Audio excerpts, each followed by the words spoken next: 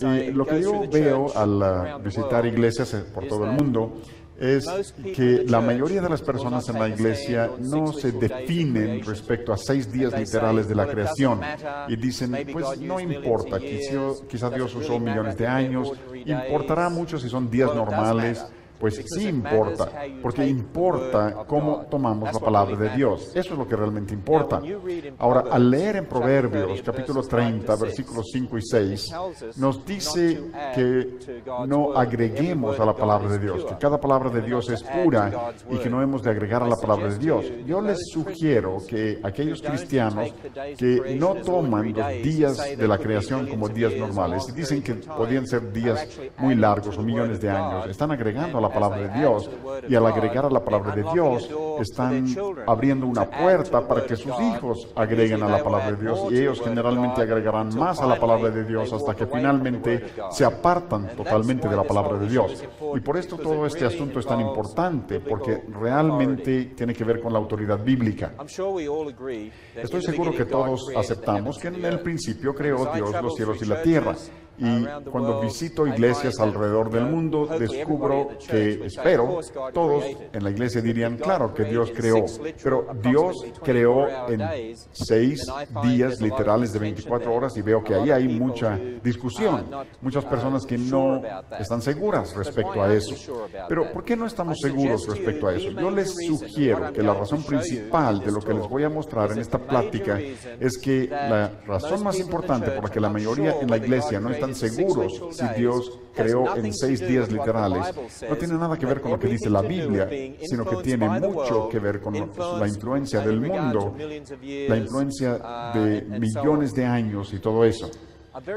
Hay un hombre muy famoso en la historia, su nombre es arzobispo Usher. Él vivió hace cientos de años. Él hizo el libro de historia más famoso del mundo fuera de la Biblia y tiene cientos de años que no se imprime. De hecho, lo volvimos a traducir del latín y es en los anales del mundo. Ahora lo tenemos en inglés. Es un libro muy amplio, pero creo que ya se agotaron los ejemplares que teníamos. Pero este es un hombre que hace cientos de años revisó la Biblia, tomando esos días como días comunes, normales, y trabajando con las genealogías, sacó el día de la creación como 4,000 años antes de Cristo, o sea, hace 6,000 años. Así que yo diría que yo creo que el universo, la Tierra, tiene como 6,000 años, basado en el relato bíblico de la historia, tomando esos días como días normales y luego sumando todas las fechas que se dan en la Biblia, cuando se nos dice cuándo nacieron y murieron las personas en esas genealogías, y llegamos hasta el presente y solo tendríamos como 6,000 años. Eso es muy diferente a los supuestos millones de años. Y quiero hablar de estos asuntos en esta sesión que estamos dando. Una de las cosas que he visto es que tantas personas dicen que la palabra día, ¿no podría la palabra día en Génesis significar millones de años o un periodo muy largo? Esto es lo interesante. En hebreo, la palabra hebrea, día, que es la palabra yom, cuando regresamos al hebreo original, la palabra yom aparece 2,300 una vez a través del Antiguo Testamento, en forma singular o plural, 2,300 veces. Lo interesante es que fuera de Génesis 1, la gente sabe lo que significa la palabra día. Por ejemplo, a veces la palabra día significa año, a veces significa tiempo. Las palabras tienen más de un significado, dependiendo del contexto. Sé que en inglés, las palabras en inglés pueden tener varios significados dependiendo del contexto, y estoy seguro que eso es lo mismo en español. La palabra día tiene varias acepciones diferentes. Podemos hablar de durante el día, nos referimos a las horas de luz del día. Podemos hablar de 6 días, y nos estamos refiriendo a 6 días normales. Podemos decir en los días de mi padre, eso significa allá en la época de mi padre. Así que la palabra día tiene diversas acepciones. Fuera de Génesis 1, cuando lees la Biblia, sabemos cuándo significa día ordinario, normal, sabemos cuándo significa año o tiempo, y lo interesante para mí es que parece que sabemos lo que significa la palabra día en toda la Biblia, menos en Génesis 1. ¿A qué se debe eso? No discutimos respecto al sentido de la palabra día en el resto de la Biblia, solo parece ser Génesis 1, donde esta es la gran discusión. Nos tenemos que preguntar a qué se debe. ¿Alguna vez has leído donde Josué estaba marchando alrededor de Jericó y decimos, ¿cuánto tiempo tardó en dar la vuelta a Jericó? ¿Fueron millones de años? ¿Fueron 1,000 millones de años? ¿Cuánto tiempo tardó en dar la vuelta a Jericó? Decimos, no, la Biblia nos dice que daban la vuelta durante el día, etcétera. Está hablando de días normales. Pero mi argumento es que no dudamos del significado de la palabra día en otras partes de la Biblia. Y quizá esto les sorprenda, pero el significado principal de la palabra día es día.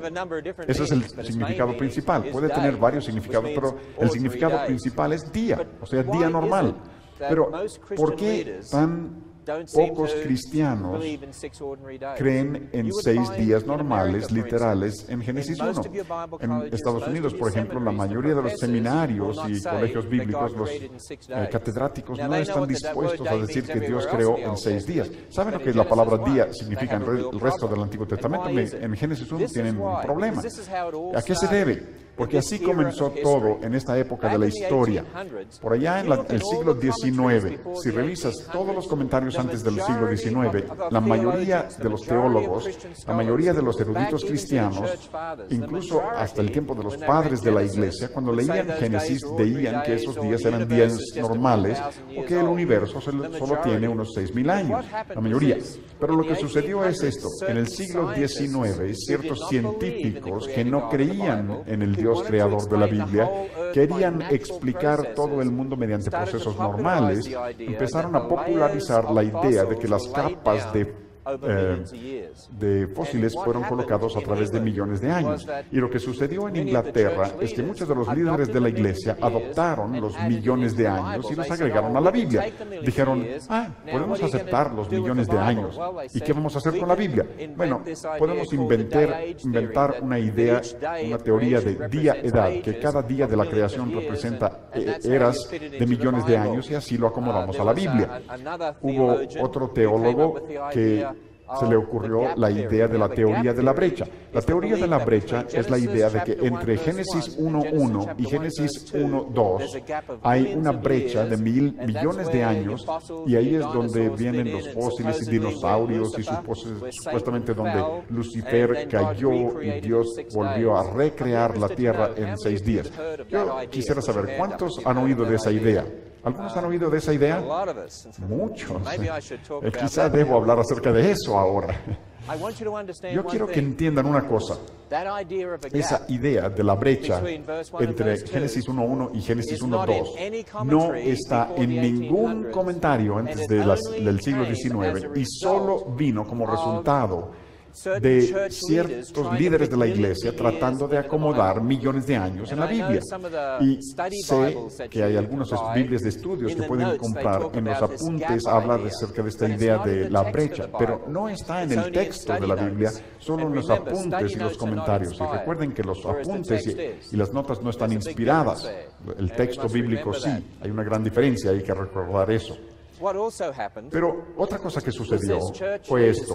Los líderes en las iglesias empezaron a entender que si millones de años es cierto, no se puede creer en un diluvio universal.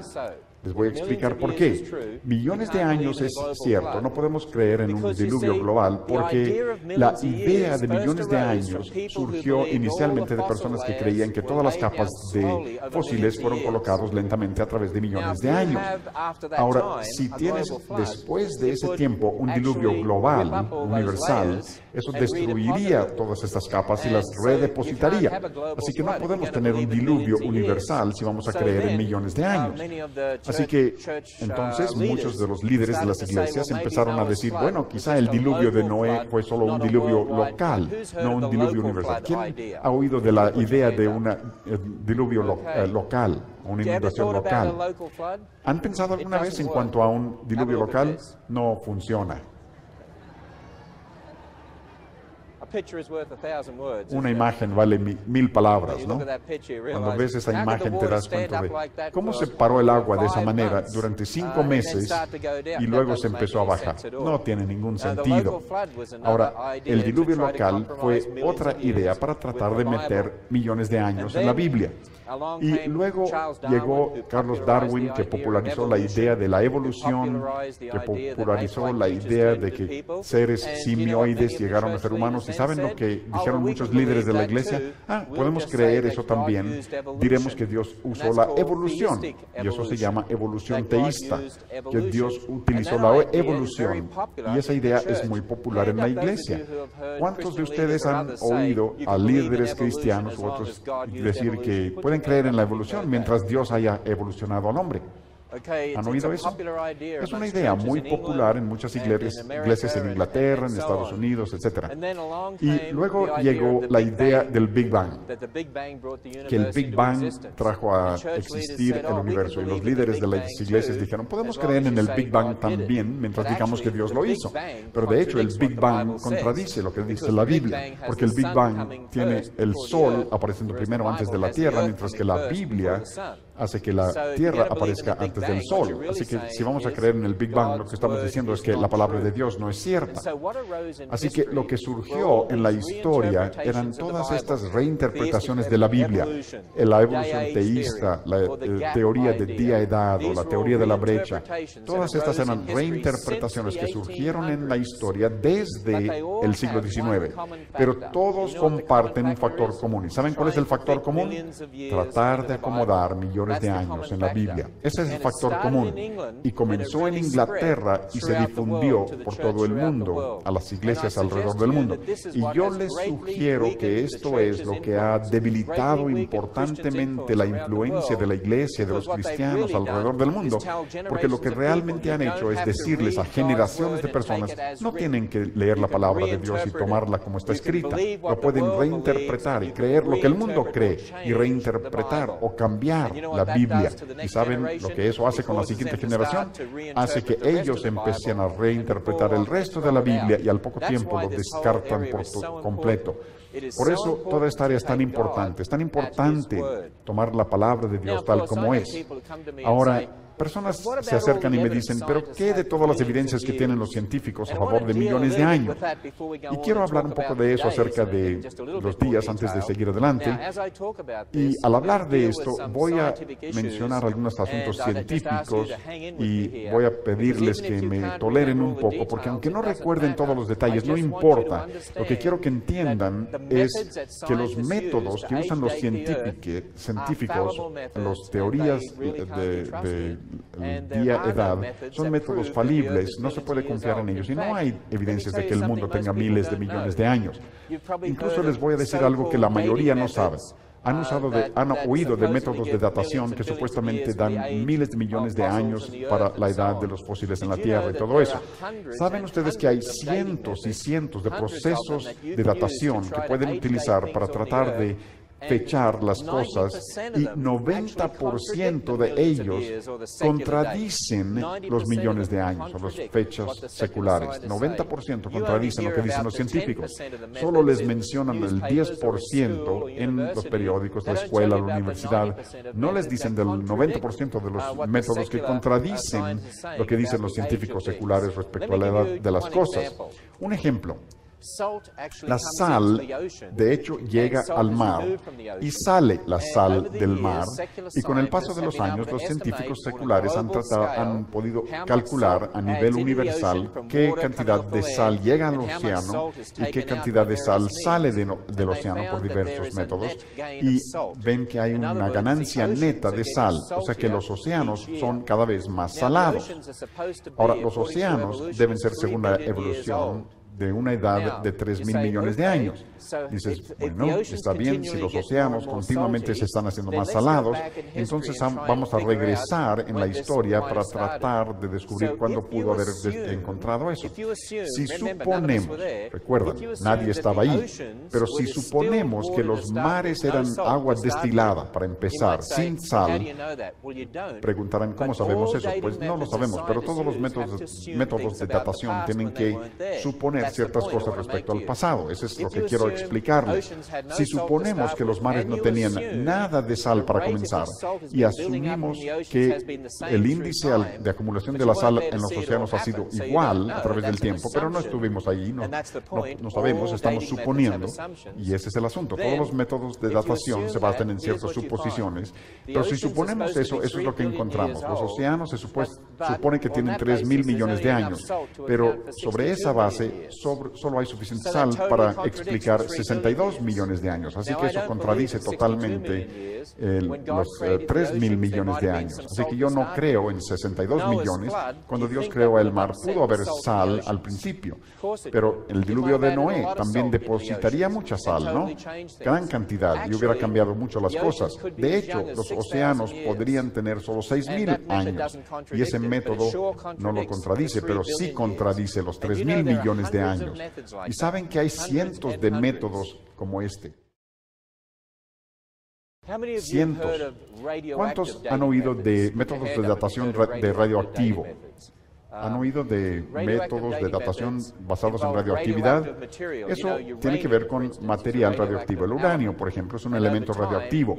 Y el tiempo de descomposición del uranio se da a través del tiempo. Hay muchos materiales radioactivos que se pueden usar para la datación de la Tierra. Y básicamente la suposición es la siguiente: si comenzamos con un elemento como uranio y con el tiempo se convierte en plomo, entonces cuando tenemos una piedra y analizamos cuánto plomo y cuánto uranio contiene, si suponemos que no había plomo para comenzar y suponemos el índice de cambio de uranio en plomo ha sido igual siempre, con todas estas suposiciones supuestamente podemos calcular la edad de la piedra, pero hay problemas. No estábamos allí para saber cómo estaba inicialmente. No sabemos que los cambios han sido iguales siempre, y por eso terminamos con toda clase de problemas. En Australia, los ingenieros excavaron y encontraron una capa de basalto.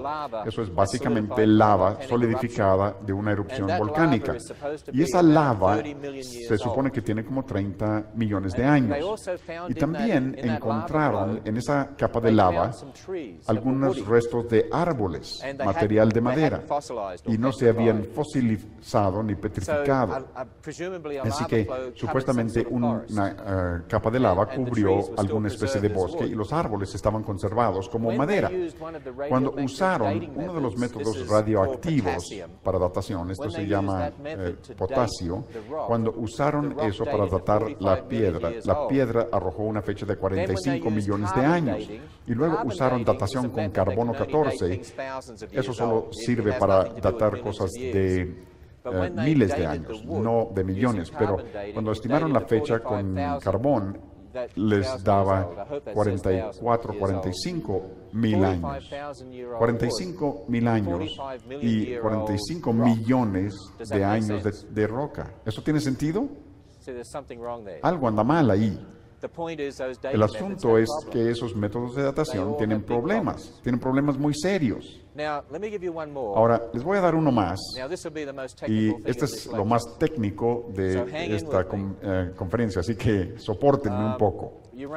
El uranio es un elemento radioactivo. Con el paso del tiempo, el uranio se convierte en plomo.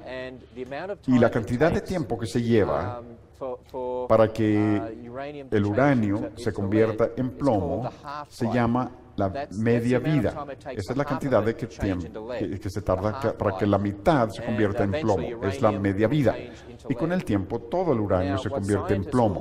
Ahora, los científicos dirán lo siguiente: cuando sacan una roca y encuentran parte de uranio y parte de plomo, y esto es muy simplificado para ayudarles a entenderlo, si suponen que todo ese plomo vino de ese uranio y suponen que el índice de transformación ha permanecido igual siempre, y suponen que nada de uranio se ha extraído de la roca ni nada de eso, entonces pueden calcular la edad de la roca. Este es un ejemplo. Hay un granito que es una roca de tipo especial, y en ese granito hay cristales que se llaman cristales de circonio. En esos cristales de circonio se encuentra algo de uranio y algo de plomo. Así que cuando los científicos descubren cuánto tardaría esa cantidad de plomo darse partiendo de uranio, da 1.500 millones de años. Así que dicen que esa roca debe tener 1.500 millones de años y luego lo imprimen en el periódico y tú lo lees y piensas que los científicos saben de lo que están hablando. Y convence a la gente de que la Tierra ha de ser muy antigua. Pero déjenme decirles otra cosa. Cuando el uranio se convierte en plomo, hay un gas que se emite llamado helio. Ahora, ¿han visto globos de helio? Pueden llenar globos de helio y saben que van a flotar hacia arriba. Ahora, la razón por la que usan helio es porque el helio no reacciona con nada. Si usaras hidrógeno y le pones una flama, explota. Así que no queremos globos de hidrógeno. Pero el helio está bien. Ahora, dentro del cristal de circonio se forma el helio y también se va filtrando hacia afuera del cristal de circonio. Si han visto un globo de helio, puede flotar hasta el techo, pero después de unos días se vuelve a caer, porque el helio se sale del globo. Pues el helio se puede salir del cristal y los científicos pueden calcular el índice de salida del helio del cristal de circonio. Y esto es lo que descubrieron. Cuando calculas la cantidad de helio que saldría de todo ese plomo, al cambiarse el uranio en plomo, eso arroja 1.500 millones de años. Y ven que la mayor parte de ese helio todavía está en el cristal de circonio. Y cuando sabemos la velocidad a la que se sale, significa que el cristal de circonio solo puede tener un par de miles de años, porque casi no se ha salido nada. Así que eso contradice totalmente lo de los 1.500 millones de años. Ahora, lo principal que quiero decirles con esto es lo siguiente: estos métodos de datación todos tienen problemas, no son absolutos, no se puede confiar del todo en ellos. Así que no piensen que los científicos han demostrado que el mundo tiene millones de años. Otro ejemplo es este. ¿Cuántos han oído del carbono 14, la datación con carbono 14? Varios. La datación de carbono 14 no tiene nada que ver con millones de años. Todo solo sirve para estimar la edad de cosas con miles de años, pero se basa en un elemento radioactivo que se llama carbono 14. Después de 100.000 años, más o menos, no quedaría nada de carbono 14. Todo se habría descompuesto. Así que los fósiles y las rocas que realmente tienen millones de años, nunca debemos encontrar carbono 14. Pero recientemente algunos creacionistas hicieron un experimento usando diamantes que supuestamente tienen 1 a 2 mil millones de años, y los analizaron y descubrieron que había carbono 14, indicando que tenían como 58.000 años. Ahora, yo no creo en los 58.000 años, porque hasta el carbono 14 tiene ciertas presuposiciones, pero no debe haber carbono 14 en estos diamantes si tienen 2.000 millones de años. Y también han encontrado carbono 14 en huesos de dinosaurio y carbón mineral, o sea que esos no pueden tener millones de años. Pero de eso no les dicen a ustedes, eso es lo triste, nunca se publica eso. Ahora, les mencioné ayer que no se llevan millones de años para hacer fósiles. Los fósiles se pueden formar rápidamente. Este es un fósil interesante. Es un rollo de alambre envuelto en piedra. Alguien en Australia dejó un rollo de alambre en la playa en la década de los 70, 1970, y al regresar 20 o 30 años más tarde, habían descubierto que se había formado piedra alrededor de esos anillos de alambre, como el cemento o el concreto que ustedes hacen. Incluso estuve en una universidad en España y estaba hablando allá, y un alumno se paró en el auditorio y dijo: pero todos saben que se llevan millones de años para formar roca. ¿Me puedes dar un ejemplo de roca que se forma rápidamente? Le dije: sí, ¿has oído del concreto? El concreto es una forma artificial de piedra y lo puedes hacer rápidamente. Otro ejemplo que tenemos aquí, un amigo mío encontró una bujía empotrado en una piedra en la costa de California. ¿Eso fue usado por algún hombre mono para su carruaje hace millones de años? De ninguna manera. Quizá un pescador dejó caer esa bujía en el océano y la arena se solidificó a su alrededor y se convirtió en rocas. No se llevan millones de años para crear roca. Solo se necesitan las formas, las condiciones correctas y se puede formar rápidamente. Otro ejemplo interesante que contradice los millones de años. En la costa oriental de Australia está la Gran Barrera de Arrecifes y todos los que van a Australia quieren visitar la Gran Barrera de Arrecifes. Se considera la más bonita del mundo. Y la parte más profunda de la Gran Barrera de Arrecifes alcanza como 150 metros. Los evolucionistas nos dicen que se llevaron millones de años para que eso creciera, pero los científicos en tiempos recientes han calculado que el coralillo crece muy rápidamente. No se lleva millones de años. En la escuela me enseñaron que el coralillo crecía muy rápidamente, pero ahora sabemos que realmente crece rápidamente. Recuerdo la primera vez que fui a un observatorio marino en la costa de Australia y estaba en el fondo del mar, sujetado con anclas, cadenas, y me habían enseñado mis catedráticos que el coralillo crece lentamente a través de millones de años, y luego vi enormes masas de coralillo en las cadenas de metal y me preguntaba cuántos millones de años tendría ese observatorio ahí. Y no eran millones de años. Así que lo que observan contradice lo que se nos dice. Los científicos ahora dicen que se puede explicar la parte más profunda de la Gran Barrera de Arrecifes con menos de 4.000 años.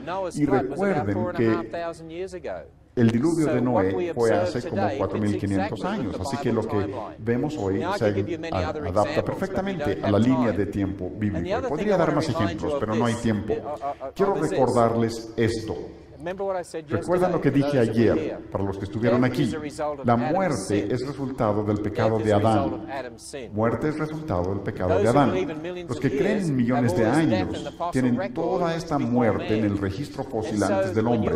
Así que cuando agregas millones de años a la Biblia, tienes un problema, porque tienes enfermedad y muerte antes del pecado.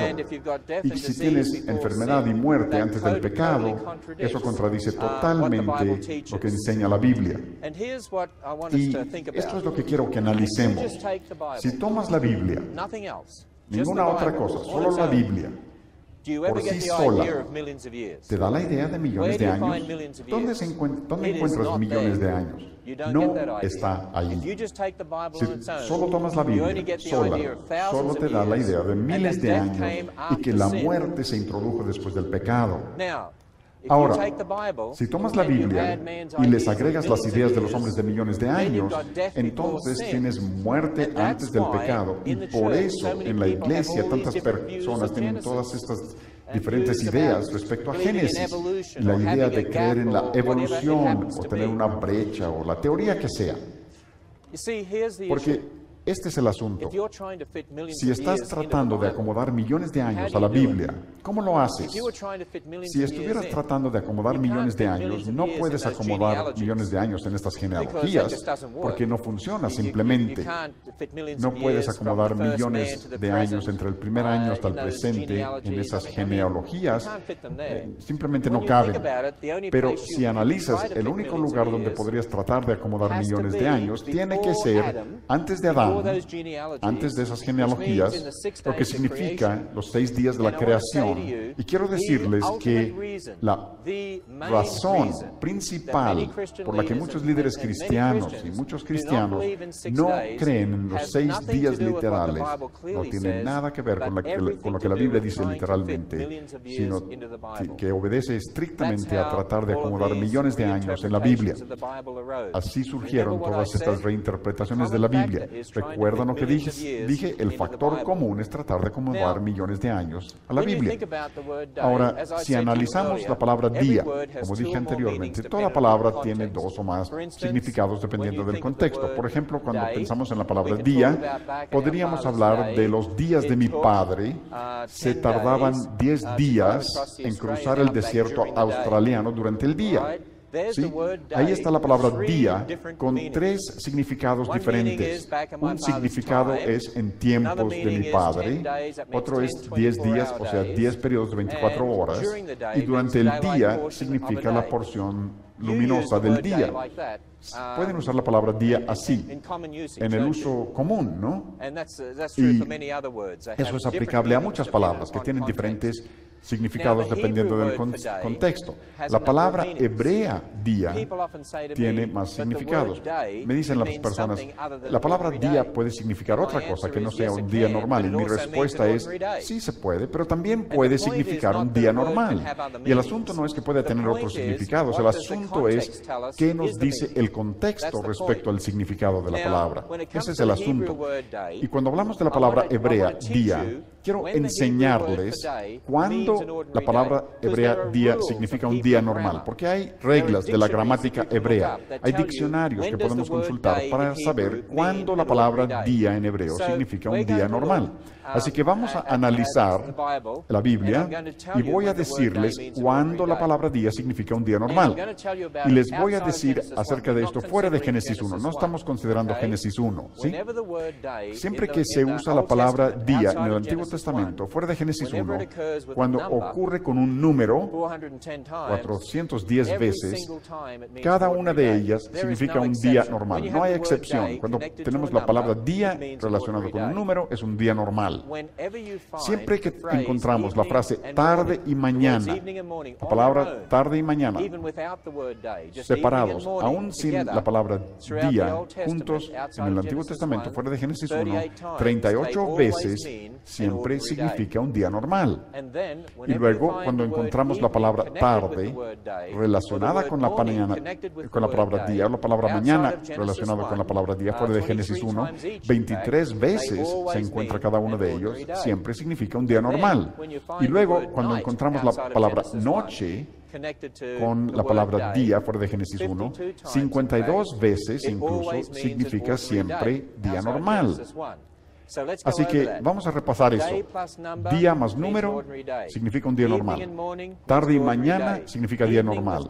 Tarde con mañana, tarde con día o mañana con día significa un día normal. Y noche con día significa un día normal. Esos son los casos en los que la palabra día significa un día normal en hebreo.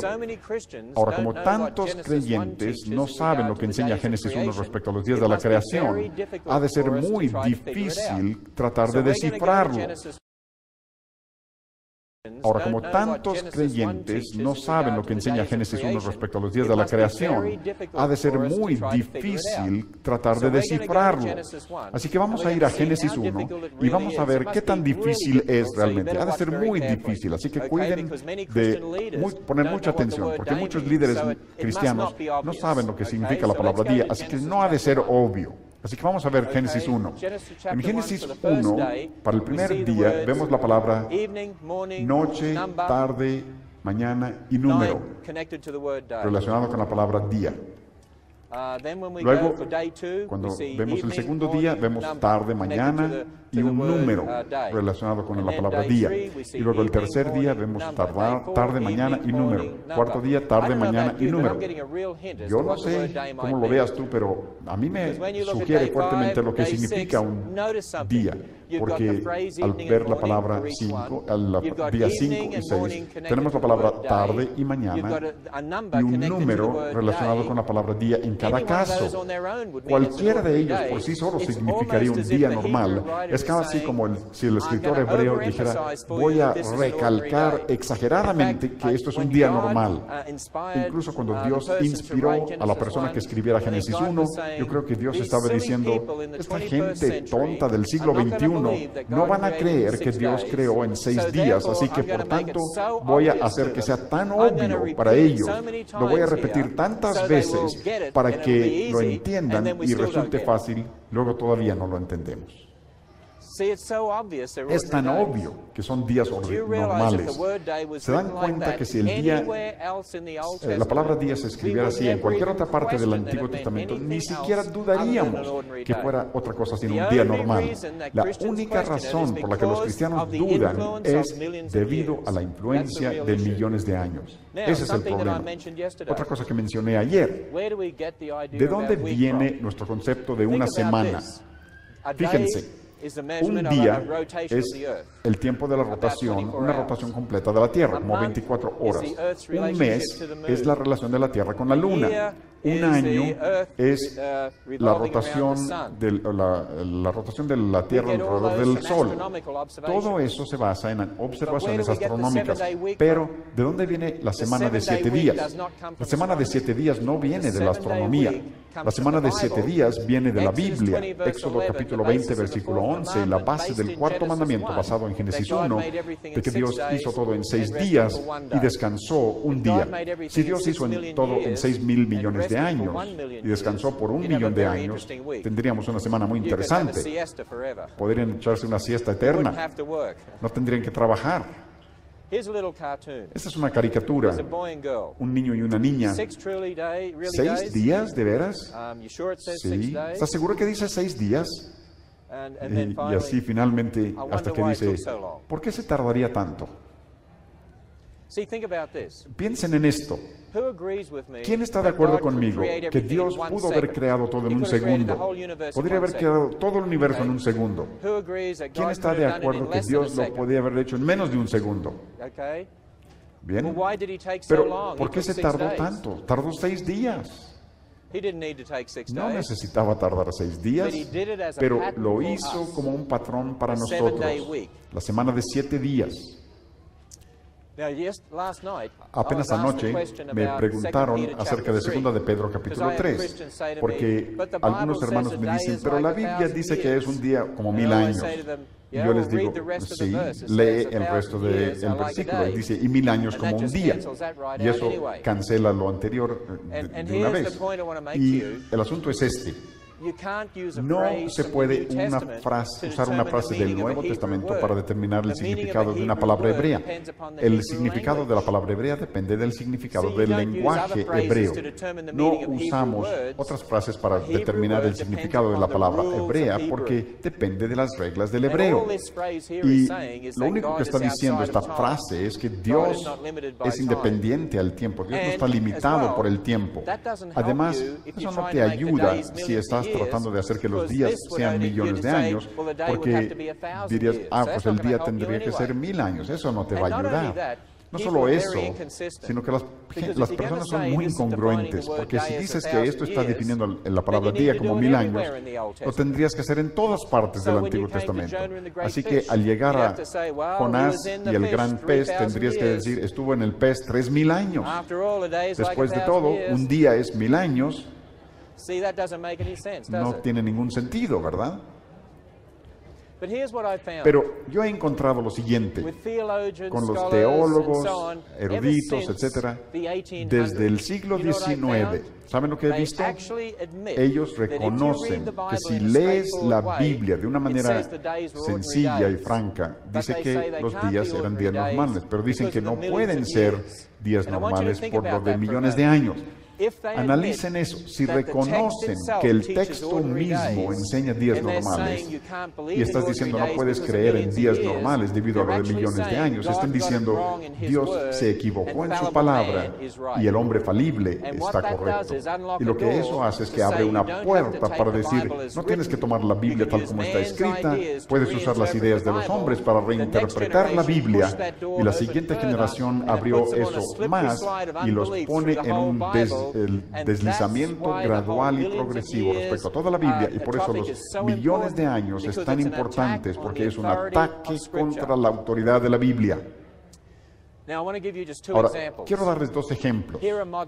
Aquí están los eruditos modernos. Esto es un catedrático de Estados Unidos que cree en millones de años y cree que el diluvio fue un evento local, pero dice que cuando lees la palabra, el libro de Génesis de una manera común, dice días ordinarios, pero no lo cree porque él dice que cree en la ciencia, y no es ciencia observacional, sino ciencia histórica, porque está hablando del Big Bang. Y como cree en el Big Bang millones de años, dice que por eso no se puede creer que la Biblia se refiera a días normales, aun cuando la Biblia dice días normales. ¿Se dan cuenta de lo que ese profesor le ha dicho a sus alumnos? Que no se puede confiar en la palabra de Dios, porque si no lo puedes creer al principio, ¿cómo puedes creer en el resto? Este es otro. Este hombre murió hace poco, pero era un erudito muy conocido en Estados Unidos que dijo que si lees la Biblia en Génesis, parece enseñar que fueron días normales de creación. Pero la razón por la que él no creía eso, como ven ahí, es, digo, supuesto, los últimos dos renglones, por lo de los supuestos millones de años. O sea que como cristiano erudito está reconociendo que la Biblia enseña días normales, pero no lo cree debido a los millones de años. Y finalmente se trata de esto. Cuando tomas la palabra perfecta de Dios y la opinión falible del hombre y tratan de reconciliarlos, ¿cuál es el que normalmente se modifica? Generalmente será la Biblia. Debemos de modificar las ideas del hombre, porque es la palabra de Dios lo que se sostendrá para siempre. La palabra de Dios es cierta. La palabra de Dios es infalible, no la palabra del hombre. Pero cuando empiezas a analizar lo que enseña la Biblia, analizas incluso el mensaje de la resurrección. ¿Algunos de nosotros vimos la resurrección? La respuesta es no. ¿Algunos de ustedes estuvieron presentes para ver el nacimiento virginal? No. ¿Cómo sabemos que hubo nacimiento virginal? ¿Cómo sabemos que Cristo resucitó físicamente de los muertos? Científicamente no se puede demostrar. ¿Saben cómo lo sabemos? Porque aceptamos las palabras de la Biblia tal como están escritas. Y lo que dice es lo que significa. Amigos, cuando a sus propios hijos les dicen, yo sé que dice 6 días, pero quizás sean millones de años, les has abierto la puerta para que digan, podemos empezar desde afuera de la Biblia y reinterpretarla. No tenemos que tomarla tal como está escrita. Y cuando lleguen a la resurrección, quizás digan, pero los científicos nunca han visto que un hombre regrese de la muerte, así que quizás debemos reinterpretarlo de la resurrección. Los científicos nunca han visto nacimiento virginal en los humanos, así que debemos reinterpretar eso, porque una vez que hemos abierto la puerta para dudar de la Escritura, y agregar las ideas falibles del hombre a la Biblia, colocan a sus hijos o a sus alumnos o quien sea en un deslizamiento gradual a través del resto de la Biblia, y por eso perdemos la autoridad bíblica. Y el problema es que gran parte de la iglesia hoy, cuando predican la Biblia, piensen en el mundo secular, piensan en el pastor que dice, hay que confiar en Cristo como su Salvador, esto es lo que dice la Biblia, Cristo resucitó de los muertos. Y luego, si un incrédulo le dice a ese pastor, pero en Génesis dice que Dios creó el mundo en 6 días, y el pastor decía, nosotros no creemos eso. Y el incrédulo dice, pues la Biblia dice ahí que hubo un diluvio universal y que la muerte vino después del pecado, y el pastor dice, eso no lo creemos, nosotros no creemos esta parte tal como está escrito, pero quiero que crean esto tal como está escrito. ¿Se dan cuenta cómo ante los ojos del mundo la Biblia pierde autoridad? Si no estamos preparados para sostenernos sobre la autoridad bíblica desde el primer versículo, aquellos que están aprendiendo de nosotros, nuestros hijos o quienes sean, ¿por qué no sabían de escuchar respecto a la autoridad de la Biblia en el Nuevo Testamento si nosotros no lo sostenemos en el Antiguo Testamento, particularmente en Génesis, y particularmente, como dije ayer, porque Génesis 1 al 11 realmente es el fundamento para todo el resto de la Biblia. Si lees los escritos de Pablo en 1 Corintios y en 2 Corintios, y cita de Génesis muchas veces, como si fuera historia literal. Lees Romanos y Pablo cita de Génesis. Lees Mateo y Jesucristo cita Génesis. ¿Sabes lo que dijo Jesús en Juan 5? Si no creen los escritos de Moisés, ¿cómo van a creer mis palabras? Y si has enseñado a tus hijos que no tienes que creer estas palabras como ciertas, y luego en el Nuevo Testamento ven que Pablo se refiere a ellos y lo creen, Jesucristo se refiere a ellos y los cree, y tú les has enseñado que no tienen que creer estas palabras en Génesis, ¿qué van a pensar ellos entonces respecto a lo que dice Jesús y lo que dice Pablo en el Nuevo Testamento? Empezarán a preguntarse, ¿cómo podemos confiar en cualquier parte? Es interesante que en Marcos 10:6 Jesús dijo, varón y hembra los creó desde el principio. Ahora, cuando lees Génesis, Dios hizo a Adán y a Eva el día 6, y el universo, la tierra, fue creado el día primero. Así que cuando dice que los hizo varón y hembra desde el principio, queda, porque básicamente ese es el principio.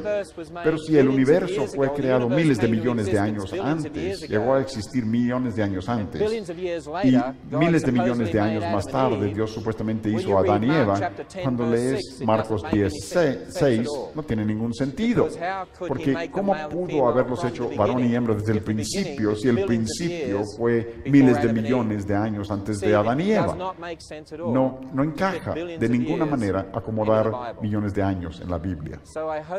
Así que espero que entiendan que creer en 6 días no es solo una cosa secundaria o sin importancia.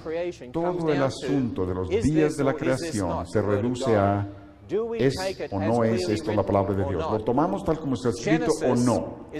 Génesis está escrito como narración histórica, no es poesía, está escrito como narración histórica. El hebreo, la poesía hebrea típica la encontramos en el Salmo, los Salmos, y eso no significa que no enseñen verdad, pero es otra forma literaria. Génesis está escrito como historia literal. Así lo tomó Jesús, así lo tomó Pablo, así lo tomó Pedro.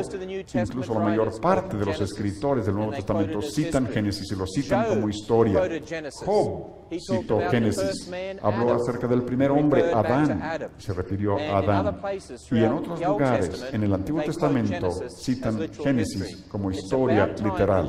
Ya era tiempo de que la iglesia en el siglo XXI empezara a tomar Dios y creer su palabra y dejaran de tomar las ideas de los hombres para reinterpretar la palabra de Dios.